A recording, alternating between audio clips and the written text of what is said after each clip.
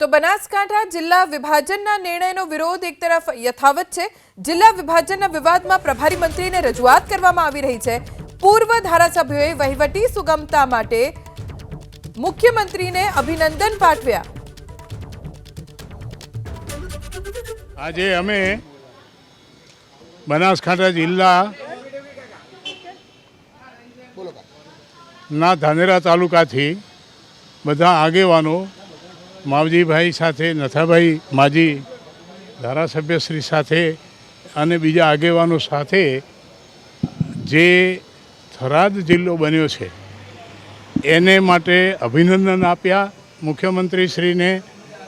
થરાદ જિલ્લો બન્યો છે વહીવટી સુગમતા માટે બનાવ્યો છે અને એની અંદર ધાનેરા તાલુકાને જોડવા માટેની જે વાત છે તે બિલકુલ વાસ્તવિક નથી, કારણ કે ધાનેરા તાલુકો નવાબ વખતથી એના તમામ તાણાવાણા પાલનપુર સાથે જોડાયેલા છે, બનાસકાંઠા સાથે છે અને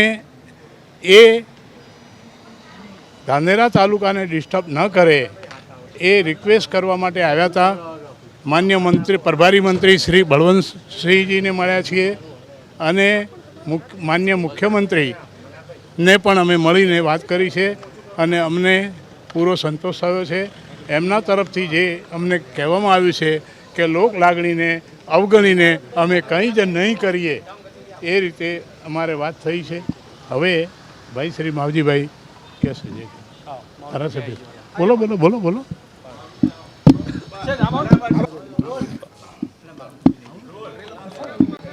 આજે મારા મત વિસ્તાર ધાનેરામાંથી જે જિલ્લાનું વિભાજન બનાસકાંઠાનું થયું છે એ બાબતે અમે મારી સાથે માજી એમએલએ મફતભાઈ પુરોહિત, માજી એમએલએ નથાભાઈ, પૂર્વ નગરપાલિકાના પ્રમુખ અને સૌ ધાનેરાના નગરજનોને આગેવાનો બધા લઈ અને અમારા પ્રભારી મંત્રી શ્રી બળવંતસિંહજી પાસે આજે રજૂઆત માટે આવ્યા હતા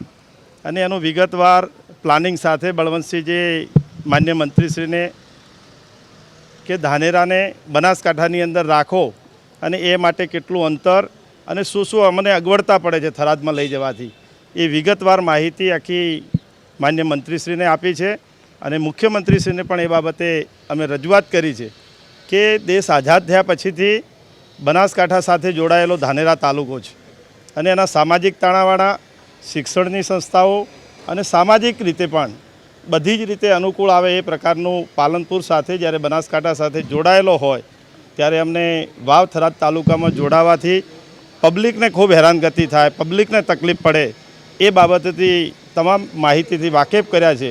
અને મુખ્યમંત્રીશ્રીએ અને માન્ય મંત્રીશ્રીએ પણ ખાતરી પણ અમને આપી છે કે લોકોની જે માગણી છે એ લોકોની માગણીને અવગણીને કંઈ પણ નિર્ણય નહીં થાય એથી સંતોષકારક અમને માન્ય મુખ્યમંત્રીશ્રીએ જવાબ પણ આપ્યો।